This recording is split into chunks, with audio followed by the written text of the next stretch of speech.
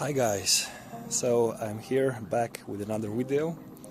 Today I'm changing out the fuel filter on this 316ti Compact E46 BMW, and this filter hasn't been changed for 80,000 kilometers, so I think it's time to change it. And of course we have our new filter here. I've decided to go with the OEM brand. This is Mahle fuel filter, and if I open the box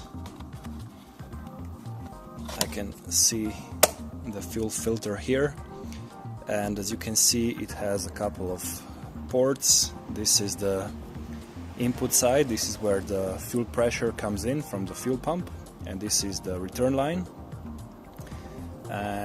This part here is the pressure regulator, so this is where the vacuum line attaches to the fuel pressure regulator, and when the vacuum is high the pressure regulator opens up and it allows more fuel to pass by the valve, and this is how you maintain constant fuel pressure.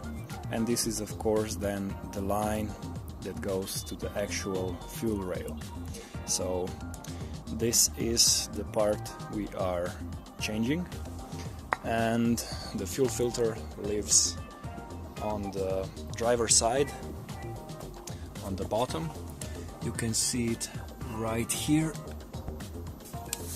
I'm going to go underneath the car, and as you can see the fuel lines are attached via these metal clamps. I've already loosened them up, so we can then undo this clamp here and the vacuum hose that is over there, and then we have to release a 10mm bolt here, and then we can just remove the whole filter out of its place. Now you will have some fuel leak, so be prepared for that. And I've decided to release the pressure on the fuel rail, and I'm going to show you how you can do that. You can release the fuel pressure from the fuel line by opening up the Schrader valve on the fuel line, and you have to first undo these 10mm bolts that hold the engine cover, and you just pull out the cover like this, and you can see the Schrader valve over here. This is where you can measure your fuel pressure. So this whole aluminium piece is under pressure, and you can release that pressure by pressing the Schrader valve. Now you will have to use your old underwear to do this.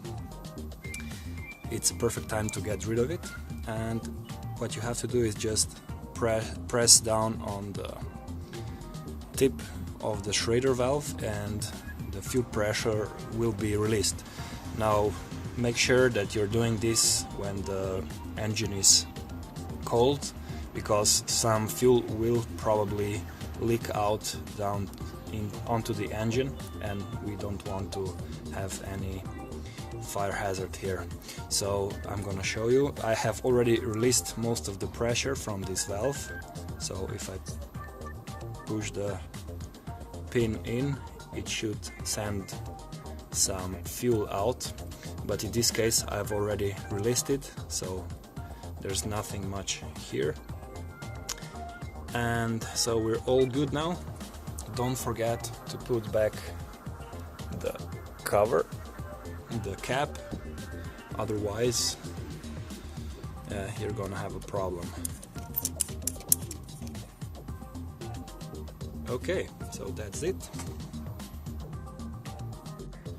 When you are jacking up the car, make sure you use jack stands. I did use a jack stand in the front and on the back, so if anything happens, if the floor jack fails, it will just land on the jack stands and I will be safe. Also make sure you use eye protection, because there can be some fuel spraying out of the fuel filter and it might get into your eyes, and that's bad. Now we can proceed with removing the filter. I will do that off camera because I need both of my hands, and then I'll show you how to reattach everything. Okay, I've just put everything back together. This is the new fuel filter. A few things to note here. Expect these two hoses to be brittle and old, and be prepared to change them if they are bad. Mine were not that bad, so I've just reused them. Also, the metal clips, they do have something weird going on. As you can see, this is not a normal hex head. This is a special head that is probably meant for one-time use only. So I've just used these pliers to reinstall the clips, otherwise I couldn't get any attachments to fit on the head here. So this is everything put back together, and when you are removing this hose here, you will get a lot of fuel leaking out, because this is the feed line, and I basically just used this one-way check valve.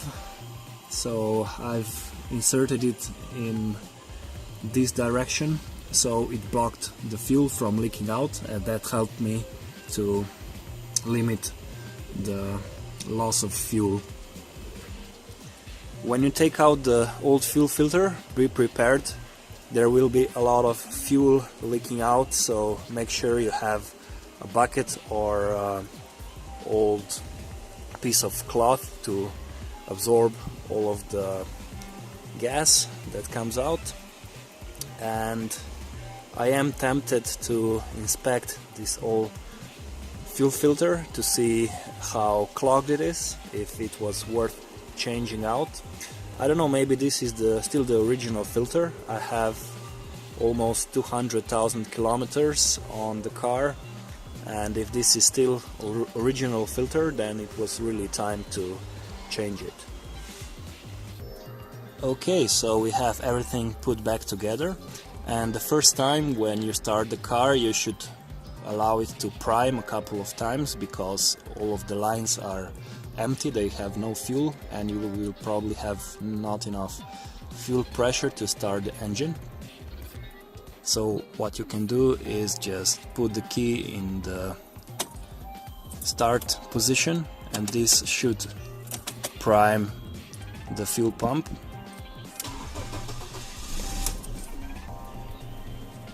Okay, so as you can see, we still have not enough pressure in fuel line, so I will do this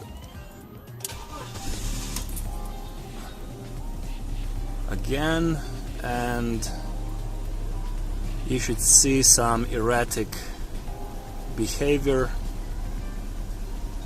because there isn't enough of fuel, but it should just stabilize in a couple of minutes.